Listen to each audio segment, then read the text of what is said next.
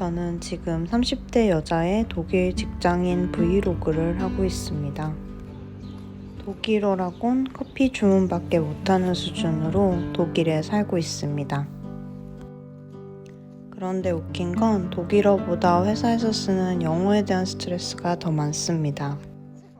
그래서 회사에서 제공해주는 온라인 강의로 독일어 수업을 듣고 영어는 제 돈으로 따로 영어 전화 과외를 받습니다.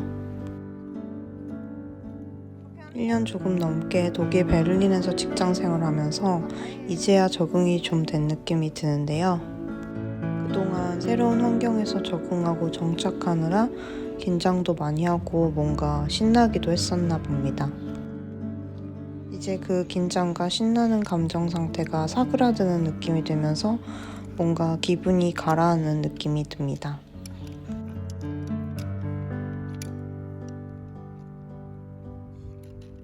오늘 브이로그는 그냥 생각이 가는 대로 떠들어 보려고 합니다. 한국에서 살 때 30대가 되고 다들 결혼하고 아기를 낳기 시작하면서 점점 친구들과 멀어질 수밖에 없었고, 아무리 제가 집순이라지만 정말 친구들을 반년에 한두 번 볼까 말까 한 정도가 되니까 뭔가 외로워졌었습니다. 직장 생활도 거의 10년이 다 돼가니까 여러 회사를 거치면서 이제 성장이 좀 더디다는 느낌도 들었었고요.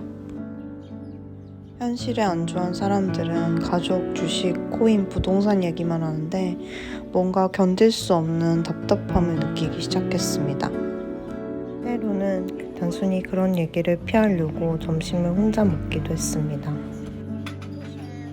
거기에 코로나까지 터지고 더 이상 제가 너무 좋아하는 해외여행도 가기 힘들어지니까 적금을 깨서 자동차를 홧김에 질렀습니다. 그렇게 한동안 차를 타고 놀러도 다니고 취미도 개발해 보려고 했지만 그럴수록 더 이상 한국에선 행복하지 않다는 걸 깨달았습니다. 뭔가 그 상황을 완전히 바꿀 수 있는 것이 필요했고, 그러기 위해서 오랫동안 계속 해보고 싶었던 해외에서 직장 생활하기를 지금 도전해 봐야겠다고 생각했습니다.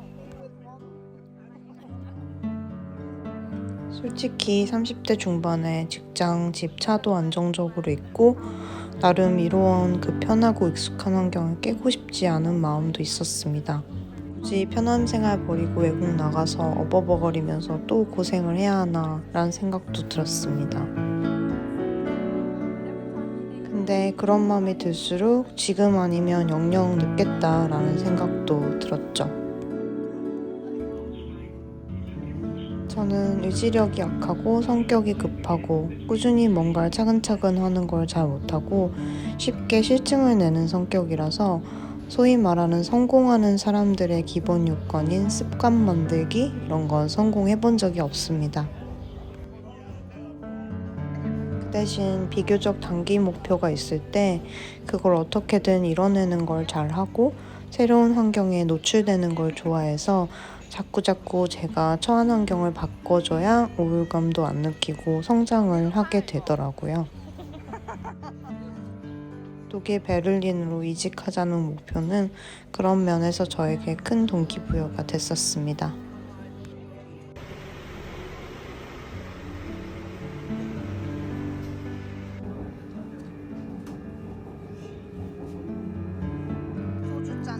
그럼에도 독일 베를린살이를 하면서 만족스러웠던 점은 제가 한국에서 불만으로 갖고 있던 부분이 대부분 해결된다는 점이었습니다.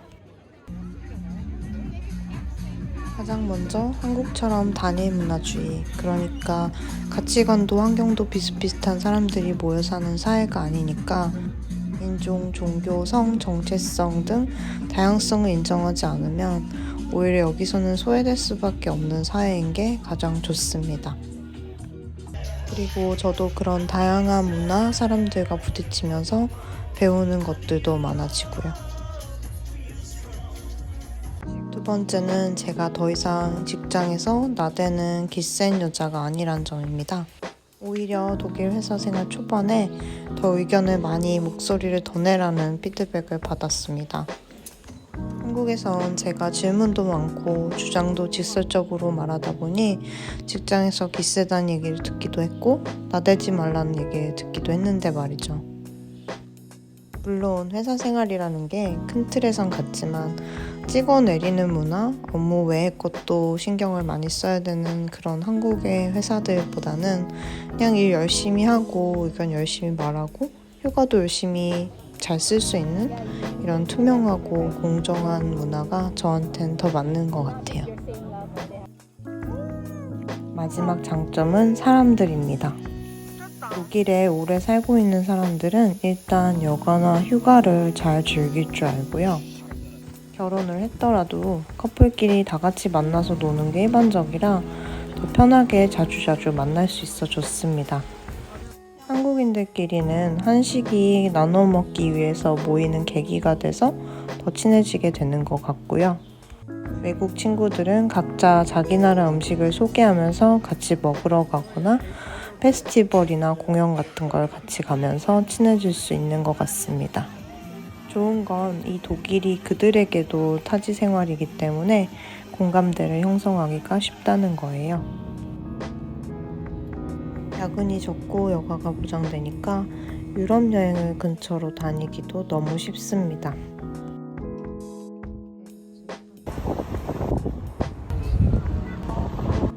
반면에 당연하겠지만 싫은 점들도 많습니다. 아직도 길 가면서 눈이 찌푸려지게 만드는 쓰레기들이랑 노숙자들의 더러운 매트리스랑 생활집기들.